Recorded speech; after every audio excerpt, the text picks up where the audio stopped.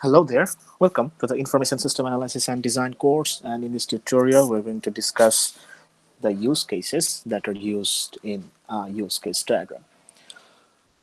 So এই টিউটোরিয়ালটাতে আমরা use case ডায়াগ্রামে ব্যবহার করা হয় এমন একটা component that is use case এটা সম্পর্কে আমরা আলোচনা করব। In the previous tutorial we have discussed the actors components of use case diagram, and in this tutorial we're going to discuss the use cases that indicate the functionality of the system and so that are add in the use case diagram. So use case দিয়ে basically কি বোঝায়, একটা সিস্টেমের পার্সপেক্টিভে যে use case diagram আমরা construct করছি সেখানে অনেক ধরনের ইউজ কেস থাকবে। প্রত্যেকটা ইউজ কেস বেসিক্যালি আসলে কি ইন্ডিকেট করে। Each use case refers to a unit of complete and useful functionality that business or system provides to its user. So use case ডায়াগ্রামে যাবতীয় যত ধরনের ইউজ কেস ইউজ করা হচ্ছে প্রত্যেকটা ইউজ কেস একটা পার্টিকুলার ইউজফুল ফাংশনালিটি অর্থাৎ certain unit of complete functionality সেটাকে ইন্ডিকেট করছে যেটা বিজনেস বা সিস্টেমটা তার ইউজারদের কাছে প্রোভাইড করে থাকে। Each use case describes how external user interacts with the system to achieve a desired result, that is how the system is going to be used. So প্রত্যেকটা ইউজ কেস ডিসক্রাইব করে যে external যে ইউজাররা আছে আমার সিস্টেমের তারা সিস্টেমের সাথে ইন্টারাক্ট করে কিভাবে ডিজায়ার্ড রেজাল্টটা পাবে। সো এখানে কিভাবে অর্থে বোঝানো হচ্ছে যে ইউজাররা আমাদের সিস্টেমটাকে কিভাবে ইউজ করবে। আমরা যখন ইউজ কেস ডায়াগ্রামের কনসেপ্ট সম্পর্কে জেনে আসছিলাম তখন আমরা জেনে আসছিলাম যে ইউজ কেস ডায়াগ্রাম সিস্টেমের যাবতীয় হোয়াট সম্পর্কিত অ্যান্সার দিয়ে থাকে বা সেই সমস্ত জিনিস আমাদের ইউজ কেস ডায়াগ্রামে থাকে, অর্থাৎ একটা সিস্টেম থেকে কি কি সার্ভিস বা ফাংশন ইউজার পেয়ে থাকবে, what are the services that will be provided to the user. এই জিনিসটাই কিন্তু ইউজ কেস ডায়াগ্রাম রিপ্রেজেন্ট করে থাকে। এই ধরনের সিস্টেমগুলো কিভাবে ইমপ্লিমেন্ট করা হবে, কিভাবে সাপ্লাই দেয়া হবে ইউজারের কাছে সেটা কিন্তু ইউজ কেস ডায়াগ্রাম রিপ্রেজেন্ট করে না। বাট এখানে বলা হচ্ছে যে each use case describes how the system is going to be used. So এটা ইউজারের পার্সপেক্টিভে ইউজার সিস্টেমটাকে কিভাবে ব্যবহার করবে এই জিনিসটা হচ্ছে ইউজ কেসের মাধ্যমে প্রকাশ করা হয়। সো যেহেতু ইউজ কেস ডায়াগ্রামের কনসেপ্টে বলা হয়েছে যে কিভাবে এটা সম্পর্কিত কোনো জিনিস ইউজ কেস ডায়াগ্রামে থাকে না, কিভাবে সার্ভিসগুলো ইমপ্লিমেন্ট করা হয়, বাট কিভাবে ইউজাররা আমার সিস্টেমটাকে ইউজ করছে সেটা কিন্তু আমরা প্রত্যেকটা ইউজ কেস থেকে বুঝতে পারি। সো এই অর্থে how the system is going to be used by the user এটা কিন্তু আমরা ইউজ কেস ডায়াগ্রাম থেকে জানতে পারি, এবং এই সম্পূর্ণ পার্সপেক্টিভটা হচ্ছে ইউজার পার্সপেক্টিভ থেকে। সিস্টেমের পার্সপেক্টিভ থেকে সার্ভিসগুলো কিভাবে ইমপ্লিমেন্ট হচ্ছে টেকনিক্যাল সেই ডিটেলসগুলো কোনো কিছুই কিন্তু ইউজ কেস ডায়াগ্রামে থাকবে না। বাট ইউজারের পার্সপেক্টিভ থেকে ইউজার সিস্টেমটাকে কিভাবে ইউজ করতে চায় এই যাবতীয় ধারণাটা বা ইনফরমেশনটা কিন্তু আমরা ইউজ কেস ডায়াগ্রাম থেকে পেতে পারি। Alright, so each use case captures a specific functional requirement of the system. প্রত্যেকটা ইউজ কেস এক একটা পার্টিকুলার ফাংশনাল রিকোয়ারমেন্ট বা ফাংশনালিটি বা মোর স্পেসিফিক্যালি সিস্টেমের এক একটা পার্টিকুলার বিহেভিয়ারকে ক্যাপচার করবে এবং ইন্ডিকেট করবে। Each use case can be thought of as a sequence of transaction in the system. প্রত্যেকটা যে ইউজ কেস আছে সেটাকে আমরা একটা সিকোয়েন্স অফ ট্রানজাকশন হিসেবে কল্পনা করতে পারি। সাপোজ যে কোনো একটা সিস্টেমের জন্য লগ ইন করা একটা ইউজ কেস হতে পারে। সো লগ ইন করতে গেলে কিছু সিকোয়েন্স অফ টাস্ক কমপ্লিট করতে হয়, enter the password, enter the user name, the verifications and so on this things. So এই সিকোয়েন্স অফ ট্রানজাকশন প্রত্যেকটা ইউজ কেস কিন্তু actually a sequence of transactions in the system. Alright, each use case provides developers with a view of what the users want from the system. So use case diagram ব্যবহার করা প্রত্যেকটা use case থেকে system ডেভেলপাররা কিন্তু একটা idea পায় যে ইউজাররা আমাদের system থেকে কি চাচ্ছে। সো ডেভেলপারদের পার্সপেক্টিভে প্রত্যেকটা ইউজ কেস সেই পার্টিকুলার ভিউটাকে প্রোভাইড করে থাকে। ভিউটা কিসের, সেটা হচ্ছে সিস্টেম থেকে আমাদের ইউজার কি চাচ্ছে। Alright, so this is all about the definition or the concept of use case. Now let's take a look at some examples of use cases. Suppose hire employee, buy ticket, place order, deposit funds.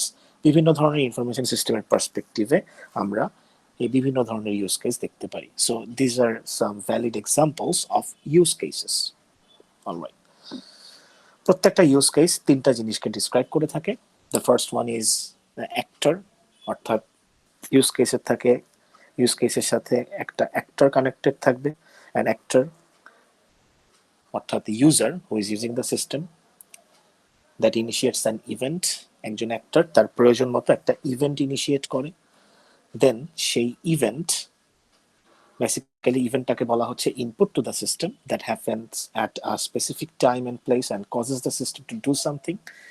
User যেই ইভেন্টটাকে initiate করে, সেই ইভেন্টটা trigger করে কিছু related series of interaction or transactions in the system.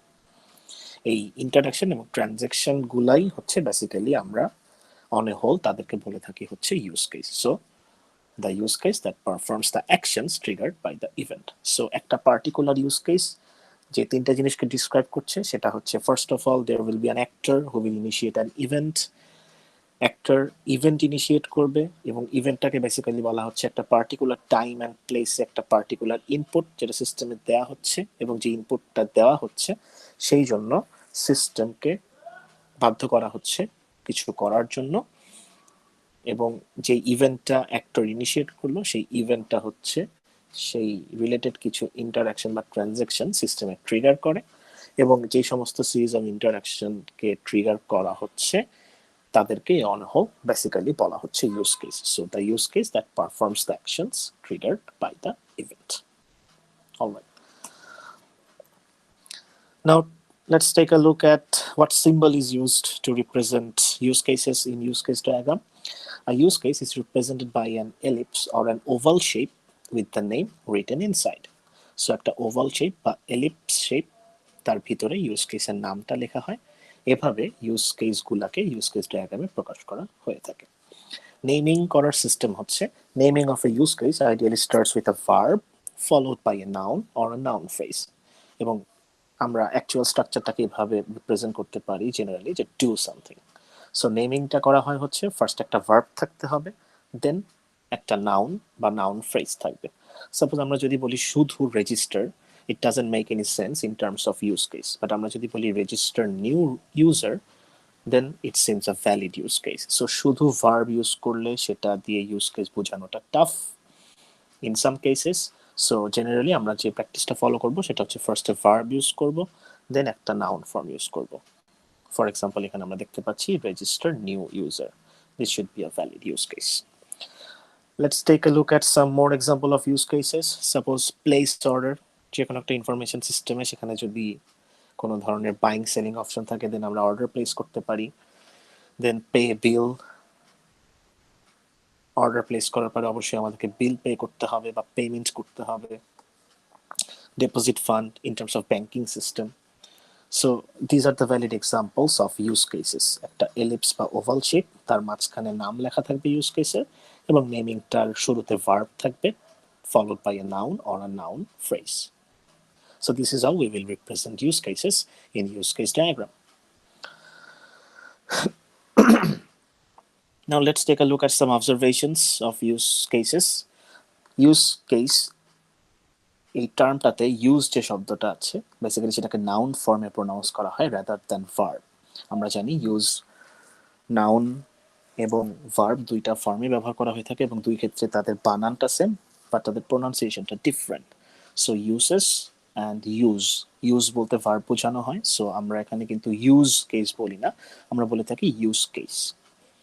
So it should be pronounced as a noun.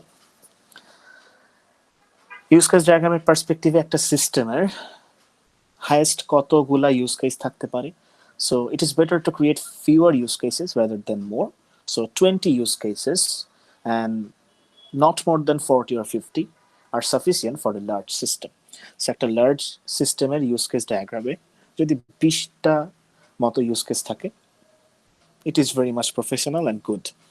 So একটা সিস্টেমের পার্সপেক্টিভে আমরা যদি বেশি ইউজ কেস ইউজ করে ফেলি সেটা আসলে ভালো না। সো একটা moderate amount of use case, এই রেঞ্জটা হচ্ছে 20 থেকে হাইয়েস্ট আপ টু 50। যদি আমার সিস্টেমটা খুব বেশি সাফিসিয়েন্টলি লার্জ হয়ে থাকে, দেন যাতে 50টার বেশি ইউজ কেস না থাকে, but the ideal number is to have 20 use cases.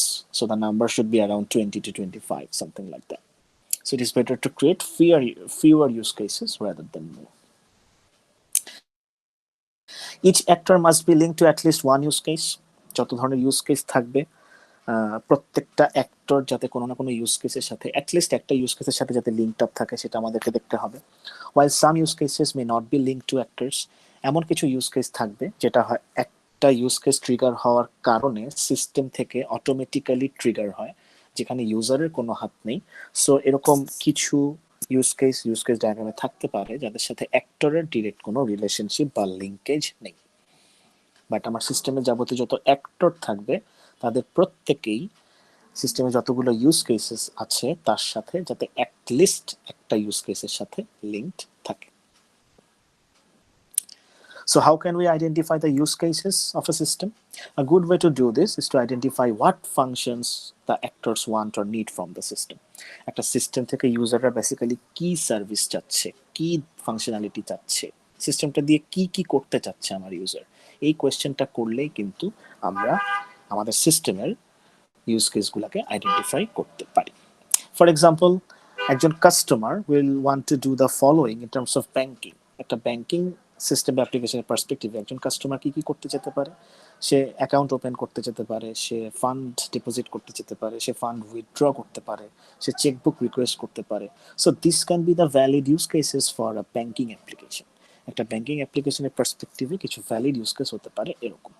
So system থেকে ইউজার কি করতে চায়, সিস্টেম থেকে কি কি সার্ভিস চায়, সিস্টেম দিয়ে ইউজার কি কি করতে চাচ্ছে, কি কি ফাংশনালিটি, এই কোয়েশ্চেনটার অ্যান্সার যদি আমরা বের করতে পারি তাহলে কিন্তু আমরা ইজিলি ইউজ কেসগুলোকে আইডেন্টিফাই করে ফেলতে পারবো।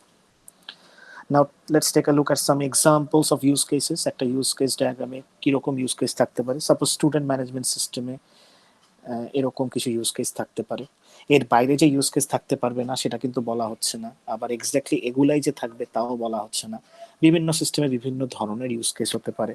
Even same student management system depending on the different organisation, different institution এক এক রকম হতে পারে। সো আমরা আমাদের এক্সাম্পলে যে স্টুডেন্ট ম্যানেজমেন্ট সিস্টেমটা দেখাচ্ছি, এখানে check attendance, check time table, check test score, update attendance, update score, এই ধরনের ইউজ কেস থাকতে পারে। Check attendance, check time table, check test score এর সাথে স্টুডেন্ট লিঙ্কড আছে এবং সিস্টেমের সবগুলা ইউজ কেসের সাথে কিন্তু টিচার নামে যে অ্যাক্টর আছে সে কিন্তু লিঙ্কড। সো সিস্টেমে যাবতীয় যত অ্যাক্টর থাকবে তাদেরকে অ্যাটলিস্ট একটা না একটা ইউজ কেসের সাথে লিঙ্ক থাকতে হবে।